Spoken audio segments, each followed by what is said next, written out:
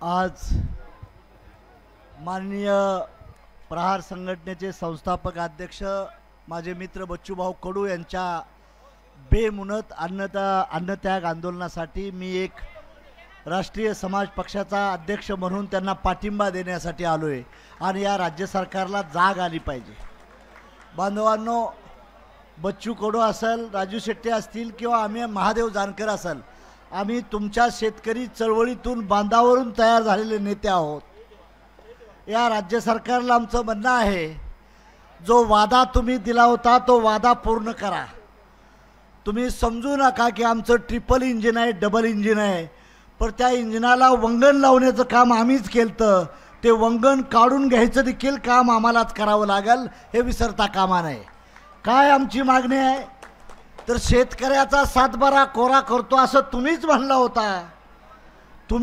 होता, त्या शब्दाला जागलं पाहिजे।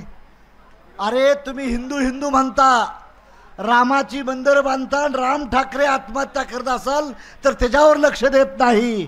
आम्ही बी हिंदूचीच पोर आहे ना। हिंदूच्या नावाखाली मलिता खाण्याचं पाप हे राज्य आणि केंद्र सरकार करताय। माझी तुम्हाला विनंती आहे, बच्चूभाऊ हा चळवळीतला नेता आहे। आम्ही सत्तेच्या पाठीमागे चिकाटलेली गोचिड नाही, तर सत्तेच्या खुर्च्या हडवणारी माणसं आम्ही आहोत, हे विसरता कामा नये। राज्य सरकारनं ह्या गोष्टीचा विचार केला पाहिजे की शेतकऱ्याचा सातबारा कोरा, दिव्यांगांच्या दृष्टीनं तीच बोंब, मेंढपाळांच्या दृष्टीनं तीच तक्रार, वंचितांच्या दृष्टीनं तीच अवस्था, आदिवासीचं बजेटचं चोरी, एससीच्या बजेटची चोरी। अरे मग धंदा कोणाचा चाललाय? आम्ही म्हणलो नव्हतो शक्ती मार्ग बनवा, आम्ही म्हणलो नव्हतो समृद्धी मार्ग बनवा। तुम्हाला साध्या शेतकऱ्याच्या न्याय देण्यासाठी पैसे नसतील आणि करोडो रुपयाचा भ्रष्टाचार करण्यासाठी मेट्रो काढता।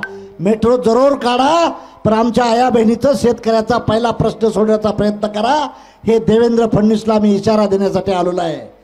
तुम्ही जर हे लवकर तयार करत नसाल तर बच्चू भाऊ, राष्ट्रीय समाज पक्षाच्या वतीनं शेतकरी दिंडी यात्रा आम्ही गडचिरोली ती मुंबई काढण्याचा प्रयत्न करतोय आणि तुम्हालाच पाठिंबा देऊन तुमचा हात मजबूत कसं करण्याचा प्रयत्न करतोय। म्हणून आमचं सरकारला म्हणणं आहे, त्यांना घमेंड आहे, चोऱ्या मोऱ्या करून ईव्ही मशीनचा घोटाळा करून आम्ही सरकार आणू, पण ते होणार नाही। आता इथून पुढे जनतेच्या दारात आम्ही जाऊ, जनतेला समजून सांगू हे खोटारडे कसं आहेत, खोटेपणा कसा करतात, लोकांना कसं भाडवतात। यांना पक्ष फोडायला वेळ आहे, पण शेतकऱ्याचा सातबारा कोरा करण्यासाठी वेळ नाही। ह्यांची चढावळ चालली आहे, ह्याचा माझे आमदार फोडायचा का त्याचा माझे आमदार फोडायचा आहे। म्हणून सरकारला आमचं म्हणणं आहे, हे वनवा आहे। बच्चू भाऊनं वनवा पेटवलाय संत तुकडोजी महाराजांच्या भूमीनं। वनव्याचं रूपांतर आगीत करायच्या भानगडीत पडू नका। आम्हाला ही पश्चिम महाराष्ट्र, मराठवाडा असेल किंवा कोकणवर जनतेच्या दारात जाऊन यज्ञ करावा लागेल आणि तुमच्या विरोधात एल्गार करावा लागेल। त्यामुळे लवकरात लवकर राज्य सरकारनं दखल घेऊन आमच्या ज्या बच्चू भाऊच्या मागण्या आहेत, आमच्या मागण्या आहेत, जनतेच्या मागण्या आहेत, गोरगरिबांच्या मागण्या आहेत, त्या पुऱ्या करण्याचं काम करावं।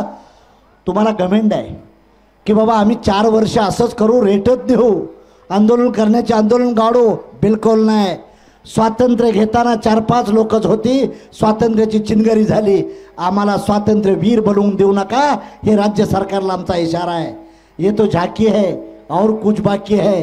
त्यामुळं राज्य सरकारनं लवकरात लवकर निर्णय घेऊन सोयाबीनच्या दराची काय अवस्था तुम्हीच बोलला होता, सातबारा कोरा करतो तुम्हीच बोलला होता। लाडक्या बहिणींना पैसे देत होतो, त्याचं क्रेडिट बदललं, त्याचं प्रमाण काय झालं? आदिवासीचा फंड असेल, ओबीसीचा फंड असेल, यांचं फंड कुठं जातात?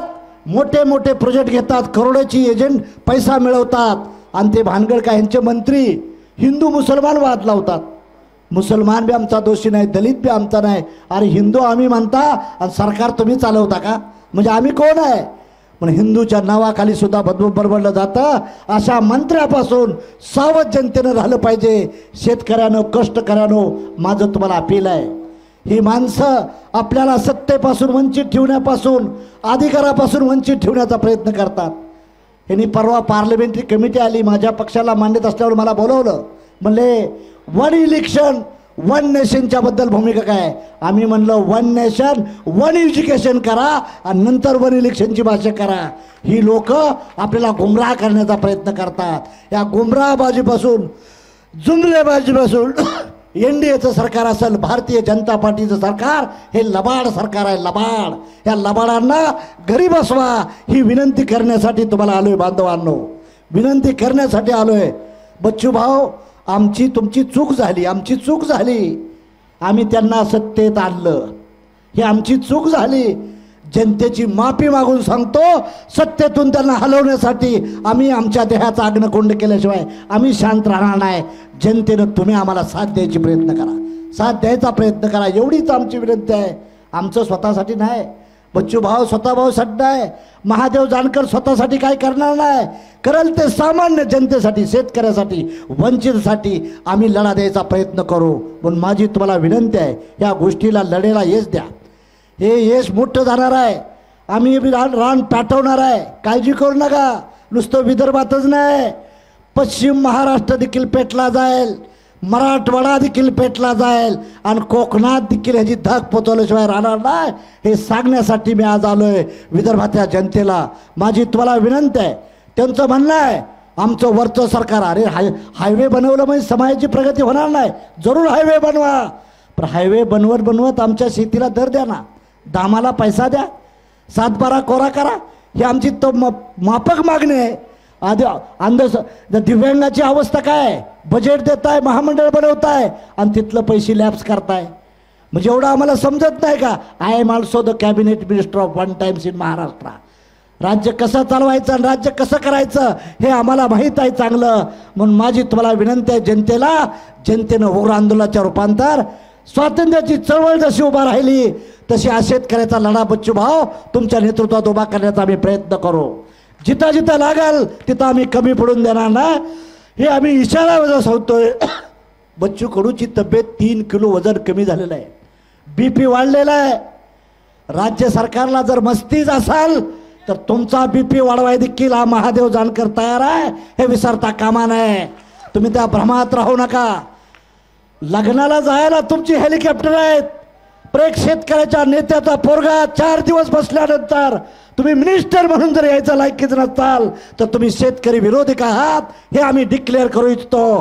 हे राज्य सरकार शेतकऱ्याच्या विरोधातलं आहे, भांडवलदारांचं सरकार आहे, अदानी अंबानीच्या हिताचं सरकार आहे, हा आमचा दावा आहे. जास्त काळ तुमची सत्ता चालणार नाही. आम्ही बी फार त्याच गावचा आहे, ज्या गावच्या बोरी त्याच गावच्या आम्ही आहे. तुम्ही काळजी करू नका. तुम्ही ज्या वाम मार्गाने सरकार आणलंय ते सरकार घालण्याची देखील कल्ले आमच्याजवळ आहे, ती देखील घालवू शकतो. म्हणून राज्य सरकारला आमचा इशारा आहे, ज्या ज्या मागण्या आमच्या माफक आहेत त्या मागण्या तुम्ही द्यायचा प्रयत्न करा. 2 दिवसाला दिल्लीला जात आहे ना, पंतप्रधान तुमचेच आहेत. पंतप्रधानांना सांगा ना तिजोरी हलवायचं जरा. या देशात सर्वात टॅक्स देणारं राज्य कुठलं आहे? त्या राज्याचं नाव महाराष्ट्र आहे. आमच्या जीवावर टॅक्स चालताय तुमचा, मग द्या ना पैसा आम्हाला. छोट्या छोट्या मागण्या आहेत, हे जास्त पैसे आम्ही मागत नाही. शेतकऱ्याला काय लागतंय? मान सन्मान इज्जत देण्याची भूमिका मंडळी करावी. माझी तुम्हाला विनंती आहे.